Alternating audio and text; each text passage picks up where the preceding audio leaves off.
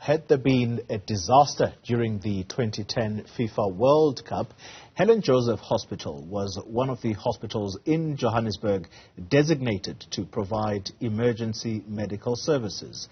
However, just months before, it was declared a fire risk by the City of Johannesburg's Emergency Management Services. In the wake of the doctors speaking out about the terrible working conditions at the facility, we find out now that there has been, if there's been any improvements. Let's get more on this, and we speak to Mark Heywood. He is the editor of the Maverick Citizen.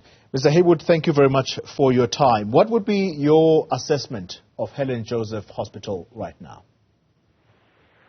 Good morning. Well, what I'm told by senior doctors who work at Helen Joseph Hospital now is that it is still a fire risk.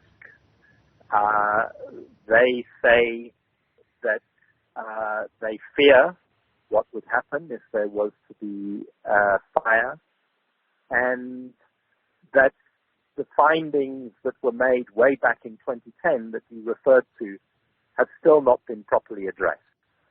I spoke to the emergency medicine department at the City of Johannesburg, and what they tell me is that in 2021 they inspected the psychiatric building of Helen Joseph and that they cleared it, that it was not a fire risk. But I think there are still bigger questions around the hospital. I sent letters to the Gauteng Department of Health, or questions rather, to the Gauteng Department of Health, and they have, to this point, not answered those questions. I think that they are the best people now to say categorically whether that hospital is fire safe or not, and indeed whether other hospitals in Gauteng are fire safe or not. My goodness. And what are the authorities saying and doing, more importantly, about it? Well, the impression that you get, and again I say this from talking to doctors who are trustworthy and work in these hospitals, is that people are concerned. They talk about fire hoses being blocked. At Helen Joseph, minutes of a disaster committee meeting in 2020 said that there was no floor plan for the hospital and that the alarm system wasn't working properly. So I think that it would be very important to do an audit and to make the findings of that audit public, and then to take whatever steps are necessary to immediately make these, to fireproof these hospitals and make sure they have proper disaster systems. You know, one of the things that the doctors say, though, is that they're worried that if the hospitals were held very strictly to fire safety standards, all of them would fail.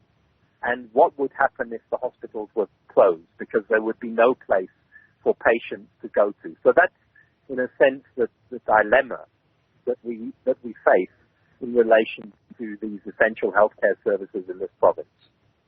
Mark, where should we apportion the blame? Is it with hospital management? If it is not them, then is it the Department of Health in the province?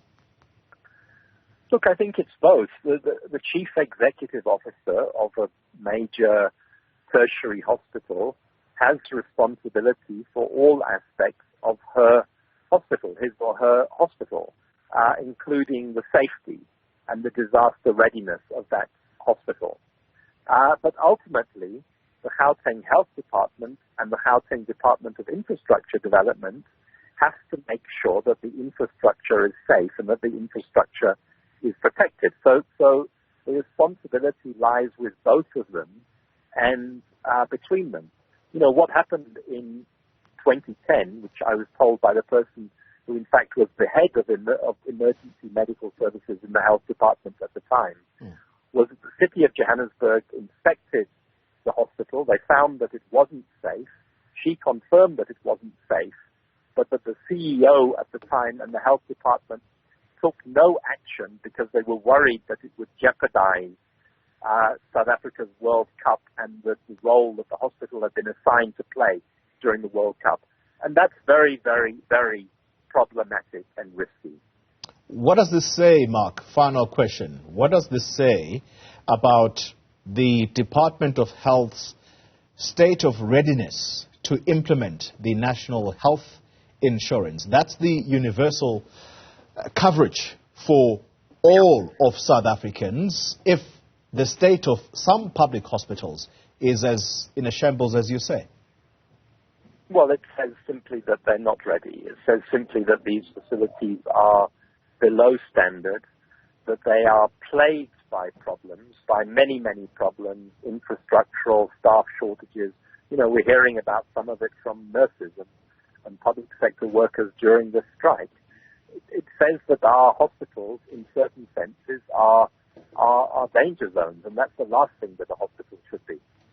Mike Heywood, let me thank you very much for your time and analysis of the situation. He's editor of the Maverick Citizen. It's a worrying situation.